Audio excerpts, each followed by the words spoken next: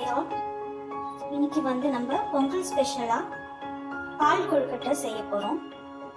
அதுக்கு main ingredients பார்த்தீங்கன்னா தேங்காய் ஒரு அரை மூடி எடுத்திருக்கோம், அரிசி மாவு ஒரு கப் எடுத்திருக்கோம், ஒரு 3 ஏலக்காய் எடுத்திருக்கேன். இதை இந்த தேங்காய் கூடயே சேர்த்து நல்லா அரைச்சி எடுத்துக்க போகிறோம்.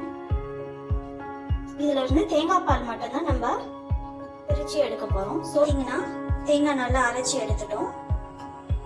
இது கூட கொஞ்சமா தண்ணி சேர்த்து கெட்டியான பாலை ஃபில்டர் பண்ணணும். பாத்தீங்கன்னா தேங்காய் அரைச்ச தேங்காயில இருந்து தனியா பால் ஃபில்டர் பண்ணி எடுத்தாச்சு. இதுலயே நம்ம ஏலக்காய் சேர்த்து அரைச்சதுனால அதோட ஃபிளேவர் இதுல நல்லாவே இறங்கி இருக்கு, நல்ல ஸ்மெல் வருது. இதுக்கப்புறம் ஒரு பவுல்ல நம்ம எடுத்து வச்சிருக்க 1 கப் அரிசி மாவை சேர்த்துக்கலாம். இது கூடவே கொஞ்சம் உப்பு, கொஞ்சம் சர்க்கரை சேர்க்கணும். எடுத்து வச்சிருக்க அரிசி மாவுல ஒரு பிஞ்ச் மட்டும் நம்ம சால்ட் சேர்க்கிறோம். இப்போ ஒரு ஸ்பூன் சுகர் இதுல சேர்த்து கலக்குறோம். இப்போ சுடு தண்ணி நம்ம கொஞ்சம் கொஞ்சமா சேர்த்து ஒரு ஸ்பூனால கலர போறோம்.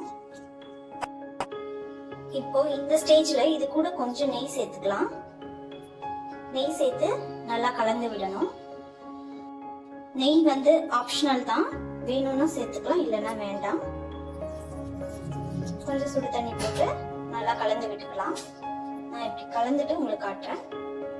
இப்ப பாத்தீங்கன்னா கையில கொஞ்சம் நெய் தடவிட்டு இந்த மாதிரி சின்ன சின்ன பால்ஸா நம்ம இப்ப பிடிச்சு வைக்க போறோம். மாவு நல்லா உருண்டை பிடிச்சு வச்சிட்டோம். பாதி உருண்டையும் பாதி இந்த ஷேப்லயும் நம்ம பண்ணியிருக்கோம். இப்போ தண்ணி ஆல்ரெடி வச்சிட்டோம். தண்ணி நல்லா பாயில் ஆயிடுச்சு. இந்த ஸ்டேஜ்ல நம்ம பிடிச்சு வச்சிருந்த உருண்டைகளை போட்டுடலாம்.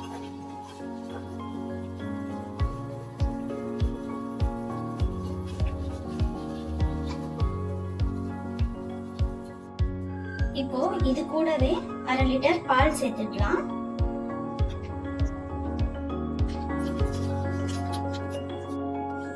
இப்போ நம்ம பால் சேர்த்துட்டோம். பால் சேர்த்துட்டு எப்படி இருக்குன்னு பாருங்க. இது நல்லா கொதிச்சு வெந்து வரணும்.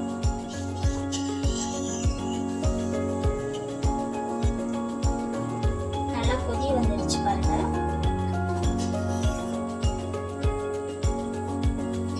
இந்த ஸ்டேஜ்ல நம்ம மாவு எடுத்த கப்புலயே சர்க்கரை 3/4 கப்பு போட்டுருக்கோம். இப்போதைக்கு இந்த சர்க்கரை சேர்த்துட்டு வேணும்னா இன்னும் கொஞ்சம் கூட சேர்த்துக்கோங்க.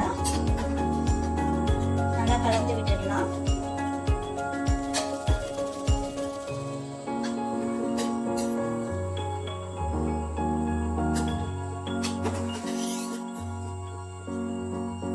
இப்போ இந்த கொழுக்கட்டைங்க எல்லாம் பால்லே நல்லா கொதிச்சு வெந்து வரணும்.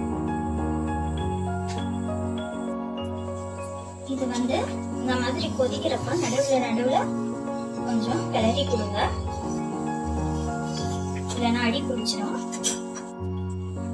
இப்போ இந்த ஸ்டேஜ்ல நான் கொஞ்சம் நெய் சேர்த்துக்கிறேன். எனக்கு நெய்யோட ஃபிளேவர் ரொம்பவே பிடிக்கும்ன்றதுனால நான் நெய் சேர்த்துக்கிறேன்.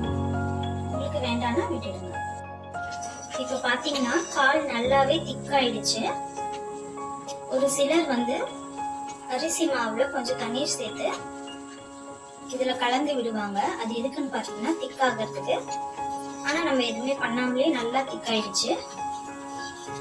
இதுவே போதும்.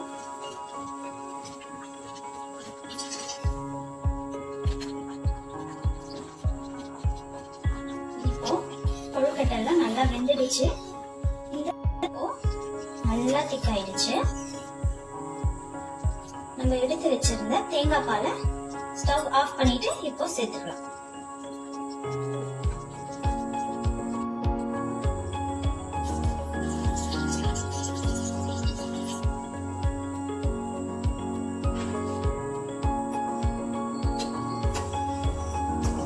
தேங்காய் பால் ஸ்டவ் ஆஃப் பண்ணிட்டு தான் நம்ம சேர்க்கணும், இல்லைன்னா தேங்காய் பால் தெரிஞ்சிடும்.